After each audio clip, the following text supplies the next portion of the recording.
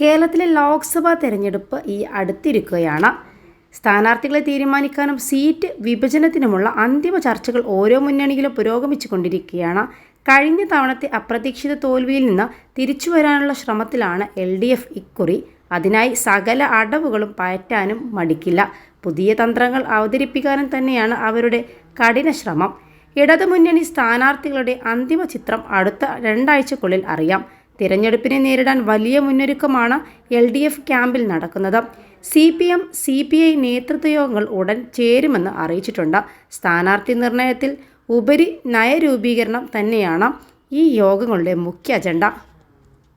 +2 degree കഴിഞ്ഞവർക്ക് world's first AR/VR class റൂമിലൂടെ smart phone engineer ആവാം. കൂടുതൽ അറിയാൻ വിളിക്കൂ ബ്രിഡ്കോ ആൻഡ് ബ്രിഡ്കോ.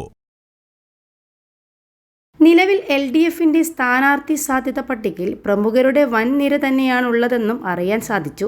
സിനിമാ താരങ്ങൾ ഉൾപ്പെടെ പലരുടെയും പേരുകളും പറഞ്ഞു കേൾക്കുന്നുണ്ട്. കൂടാതെ തോമസ് ഐസക്, AK ബാലൻ, KK ശൈലജ, K രാധാകൃഷ്ണൻ തുടങ്ങിയ മുതിർന്ന നേതാക്കൾ മുതൽ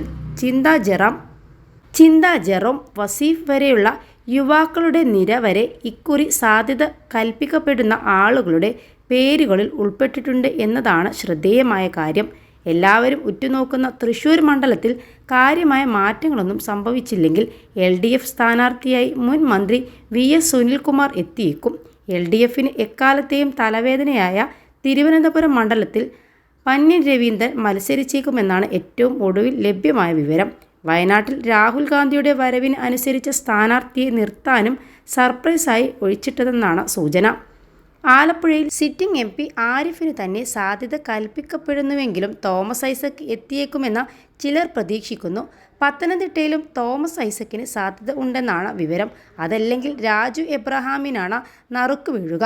വടകരയിലോ കണ്ണൂരിലോ KK ശൈലജ വന്നേക്കുമെന്ന റിപ്പോർട്ടുകളുമുണ്ട്. അതേസമയം മുൻ വർഷങ്ങളിൽ നിന്ന് വ്യത്യസ്തമായി ഇക്കുറി പ്രചാരണ ശൈലിയിലും LDF കാര്യമായ അഴിച്ചുപണി നടത്തുമെന്നാണ് വിലയിരുത്തൽ. കഴിഞ്ഞ തവണത്തെ സമ്പൂർണ്ണ പരാജയം ആവർത്തിക്കാതിരിക്കാനാണ് മുന്നണിയുടെ ഈ ശ്രമം. ഇതിനു പുറമെ BJP ശ്രദ്ധ കേന്ദ്രീകരിക്കുന്ന മണ്ഡലങ്ങളിൽ പുതിയ രീതികൾ പരീക്ഷിക്കാനും LDF തയ്യാറായേക്കും. പ്രത്യേകിച്ച് തൃശ്ശൂർ, തിരുവനന്തപുരം പോലെയുള്ള മണ്ഡലങ്ങളിൽ. 21 ലക്ഷത്തോളം സന്തുഷ്ടരായ ഉപഭോക്താക്കളും 2 ലക്ഷത്തോളം തിമിര ശസ്ത്രക്രിയകളും പൂർത്തിയാക്കിയ മലബാറിലെ ഏക കണ്ണാശുപത്രി അൽ സലാമ ഹൈ ഹോസ്പിറ്റൽ റോഡ്, പെരിന്തൽമണ്ണ.